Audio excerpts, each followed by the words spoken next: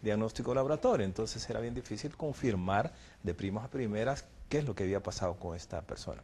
Este es un muchacho joven, es un homosexual que había estado prácticamente migrante en los Estados Unidos, había regresado, se mantenía aquí por la zona del Parque Bolívar, es la historia que tuvimos, y este paciente pues finalmente presenta un estado de gravedad progresiva de su infección que no sabíamos que tenía. Pero con el conocimiento preliminar que teníamos de las manifestaciones propias de la enfermedad, que sabíamos que se manifestaba porque había peso, porque había una fiebre persistente, porque habían diarreas y había una serie de complicaciones que se estaban manifestando en esta persona. Lo que sí me llamó la atención es el comportamiento de los medios de comunicación en ese tiempo. Yo siento que al momento de tenerlo hospitalizado, el paciente debajo de las sábanas, vieron las cámaras en una forma muy intimidante y él escondiéndose debajo de las sábanas con el temor que qué es lo que va a pasar, porque prácticamente era el primer caso sospechoso de que podía ser la enfermedad.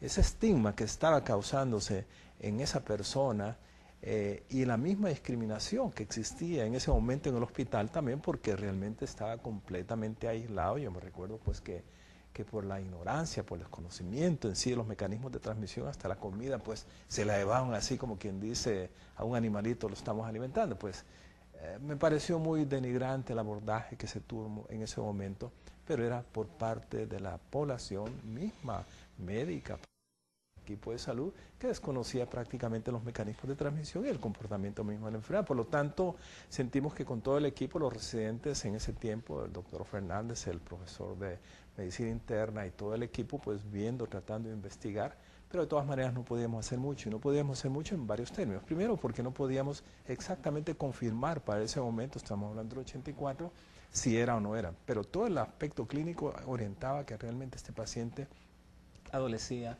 de la infección ya trasladada a enfermedad y manifestaciones propias de la enfermedad. Tratamiento ninguno. Para ese momento pues no tenemos prácticamente qué ofrecerle, y mucho menos aquí en el país.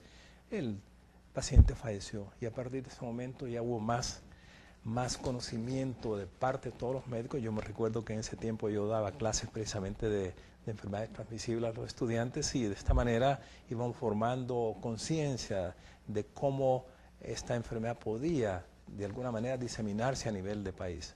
Y de esta manera pues empezó todo el andamiaje, se puede decir, alrededor de ver enseñanza, mejorar los métodos de laboratorio, el diagnóstico clínico, como para finalmente, a medida que pasaron los años, fueron apareciendo diferentes medicamentos como para tratar de detener el progreso de la enfermedad. Nunca existió en aquel momento curación. No sigue existiendo curación para la enfermedad. Señor viceministro, interesante ese punto. Era la década de los 80. Sin embargo, sabemos que en ese entonces ya la comunidad científica comenzaba a hacer una serie de experticias para conocer la naturaleza, lo virulento que era este virus. Y se supo que hubo una monoterapia, una duoterapia y finalmente la triple terapia que actualmente ya existe en nuestro país. ¿Cómo fue también ese mecanismo, ese proceso? Desde los costos que tenían estos fármacos, como el acceso para los mismos y algunas donaciones de países o organizaciones amigas que sabían que ya el VIH-Sida estaba presente en El Salvador.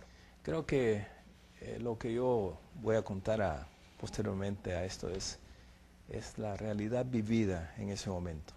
Creo que en ese momento como infectólogo pues yo era el único prácticamente. Me recuerdo que salía en la televisión, había un señor Temes que me invitaba en las noches a los programas, César Temes precisamente, para dar información a la población. O sea que yo me esmeraba precisamente para darle a conocer sin egoísmos todos mis conocimientos al respecto a los estudiantes, como para que de alguna manera hubiera conciencia. Primero, conociendo qué es un virus el que la transmite. Después, cuáles son los métodos diagnósticos que nosotros podemos considerar para llegar a certificar si eso o no es. Y tercero, desde el punto de vista de evolución misma de la enfermedad. Como en ese momento no tenemos prácticamente medicamentos para un tratamiento, que ya dijimos que no es curativo, teníamos que ver primero, y cosa que ha desaparecido ahorita, infecciones oportunistas que se llaman por hongos, por otros parásitos, complicando ya la misma enfermedad de SIDA, complicando otras bacterias otros virus a nivel de su cuerpo. Entonces nos dedicamos a tratar las complicaciones más que el VIH. Actualmente pues la cosa ha cambiado y dando ese salto de ese momento a lo que pasa ahorita, pues certifica lo siguiente. Primero, es un virus. Dos, los mecanismos de transmisión están bien claros. No existe más. Transmisión sexual, transmisión de la madre que puede estar gestante en ese momento, estar embarazada, que está teniendo una infección y hay posibilidad de transmitirlo a su hijo en el vientre o al momento del parto. Y prácticamente transfusiones de sangre o contacto con líquidos corporales de una persona a otra. Todo eso está ahorita a nivel mundial y aquí en el país también, desde el punto de vista de transfusiones de sangre. Toda la sangre que va a recibir un paciente por X razón, en los laboratorios de forma tal que se dice, bueno, por lo menos en este momento no está anticuerpos para el VIH en esa sangre que se va a transfundir. Si lo vemos desde el punto de vista del tratamiento, pues claro, tenemos ahorita una cantidad de medicamentos, creo que rondan alrededor de unas 20 drogas, medicamentos diferentes, a través de los cuales, después que existía una monoterapia que no servía para nada prácticamente, no creo que no sirvió para nada, después asociar dos medicamentos sí creo que funcionó porque estaba alargando la vida de estos pacientes, pero cuando viene finalmente los científicos a determinar que sí podemos utilizar 3 diferentes medicamentos, prácticamente todo el mundo dijo, a lo mejor esta es la curación, pero no, estamos equivocados. Prácticamente lo que estamos haciendo es alargando la vida de estos pacientes, como quien dice, hacer que su enfermedad se convierta crónica y aprendan a vivir.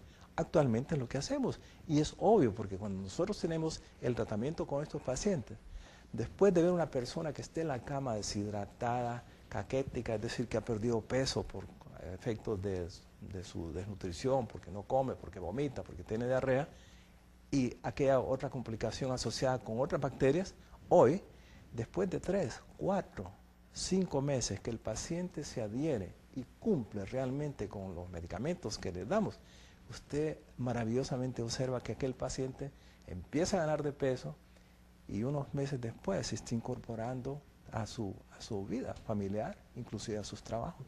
Por lo tanto, los beneficios que se obtienen a medida que el conocimiento científico y la metodología de punta que se pone a disposición para efectos de hacer un mejor diagnóstico, ha permitido que hoy nosotros como país estemos dando tratamiento pretendiendo tener una cobertura universal para todos los pacientes que adolecen de esta enfermedad. Doctor, qué interesante los puntos que nos expone. Yo quisiera rescatar algunos. Primero, toda la desmitificación sobre el origen de la enfermedad. No se trata de experimentos, como usted nos decía, no se trata de guerras, es un proceso evolutivo del virus que llegó hasta los seres humanos.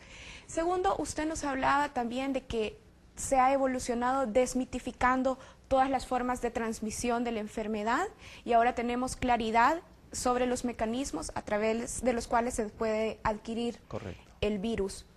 Usted fue el infectólogo que atendió directamente al primer caso de VIH en El Salvador. ¿Qué retos personales le significó esa historia en su vida?